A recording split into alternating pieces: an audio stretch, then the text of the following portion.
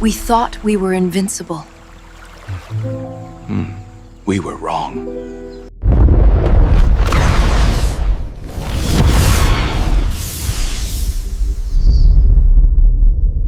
Imagine this. You're walking home at dusk, the air thick with heat. You hear a rustle, not the wind, not an animal, but something else. Something ancient, something that shouldn't exist. A shadow moves, too big to comprehend, its weight shaking the ground beneath you. This is no myth. This is Titanoboa.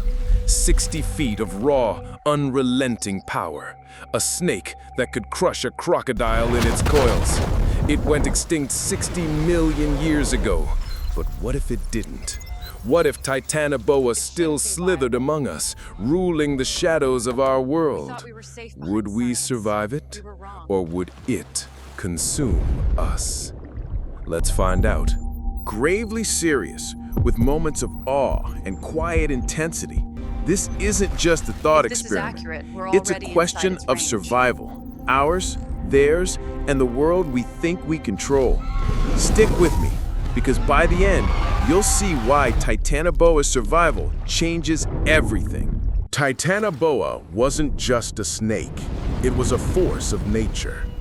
Discovered in Colombia's Cerrejón coal mine, its fossils reveal a predator unlike anything alive today. Picture this, up to 60 feet long, weighing over 2,500 pounds, with a body as thick as a barrel. Its jaws could unhinge to swallow prey whole.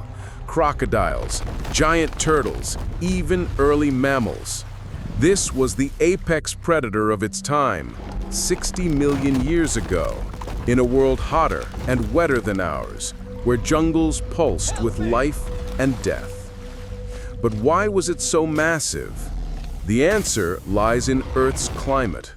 Back then, tropical temperatures averaged 90 degrees Fahrenheit, perfect for cold-blooded giants.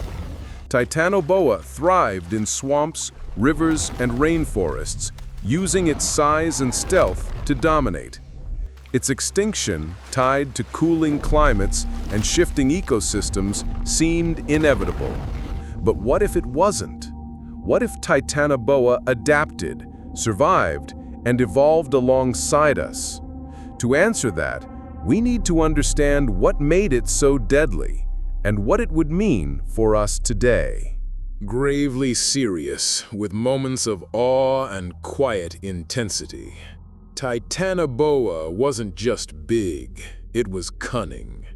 It could lie in wait for hours, blending into water or mud, then strike with enough force to crush bones.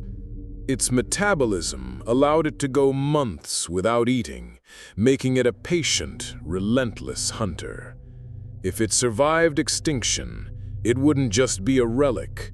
It'd be a predator perfectly suited to our world's jungles, rivers, and even urban fringes. But could it really coexist with humanity?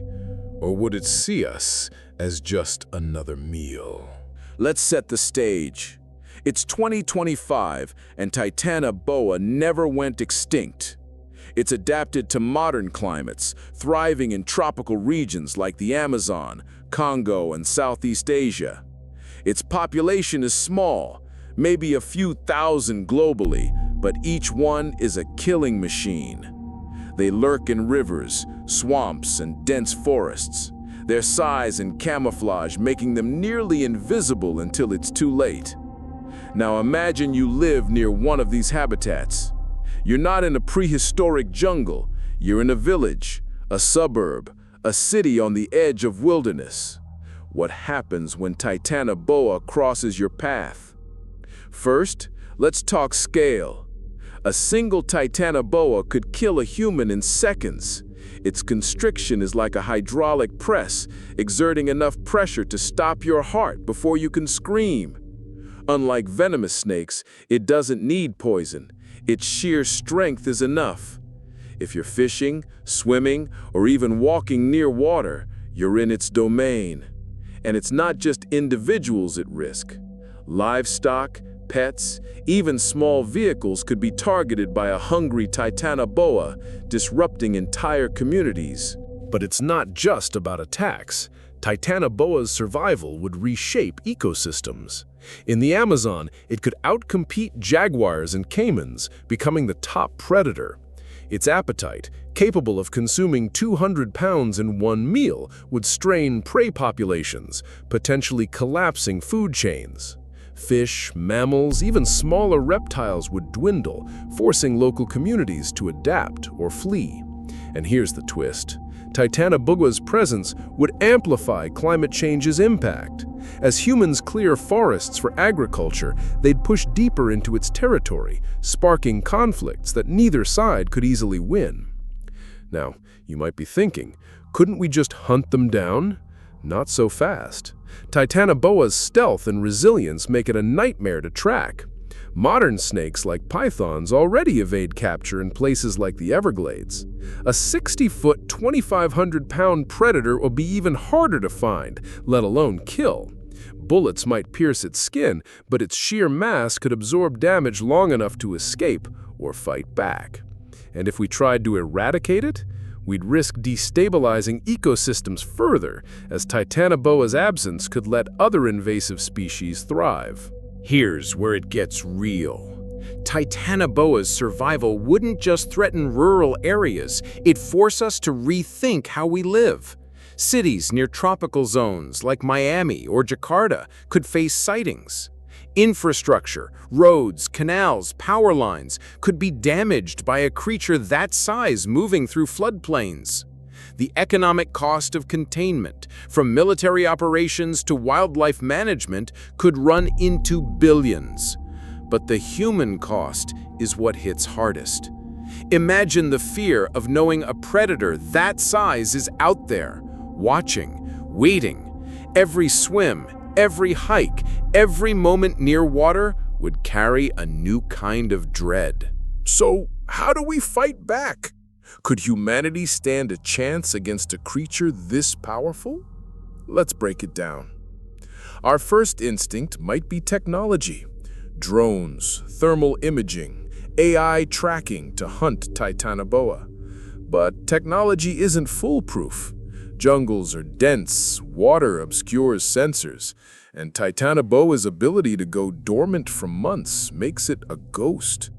We'd need boots on the ground, specialized teams risking their lives to track and capture or kill these beasts.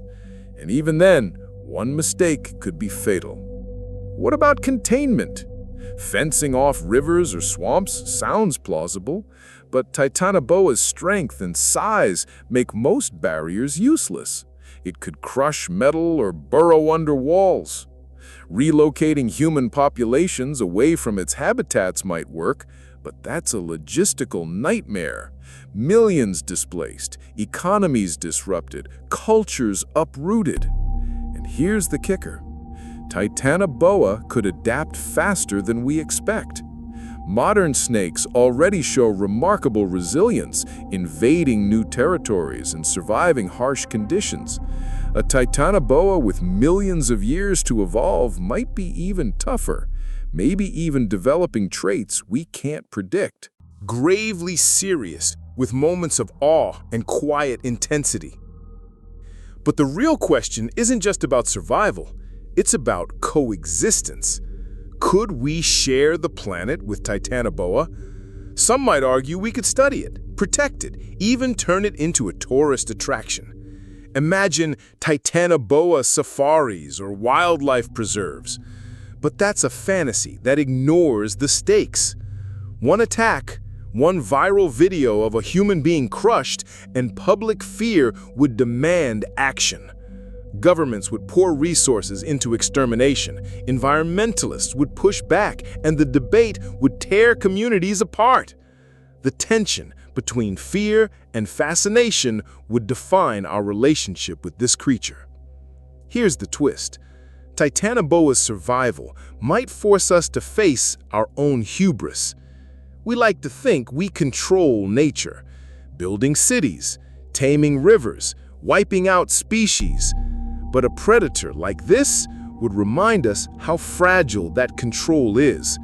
It exposed the cracks in our systems, from urban sprawl to climate denial. If Titanoboa never went extinct, it'd be a living warning. Nature doesn't bend to our will. It fights back. So, what does a world with Titanoboa look like? It's not just about the snake, it's about us. Our cities would shrink from vulnerable areas, ceding ground to nature. Our economies would shift, with billions spent on defense and adaptation. Our psyche would change too. Fear would creep into daily life, a constant reminder that we're not the apex predator we thought we were. Children would grow up with stories of the river monster, a myth made real. But there's a deeper truth here. Titanoboa's survival would force us to rethink our place in the world. We'd have to confront the consequences of our actions: deforestation, climate change, habitat destruction that creates space for creatures like this to thrive. It'd be a wake-up call, a chance to rebuild our relationship with nature before it's too late.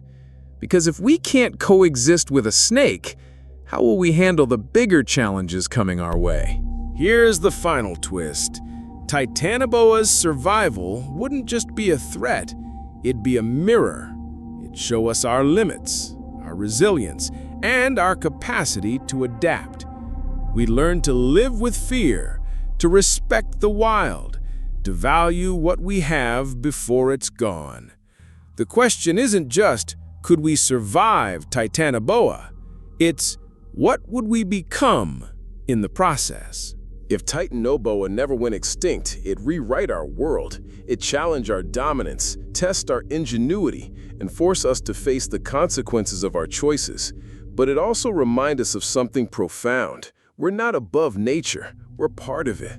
The real question is whether we'd rise to the challenge or let fear consume us. What do you think? Could humanity coexist with a monster like this? Or would we become the prey?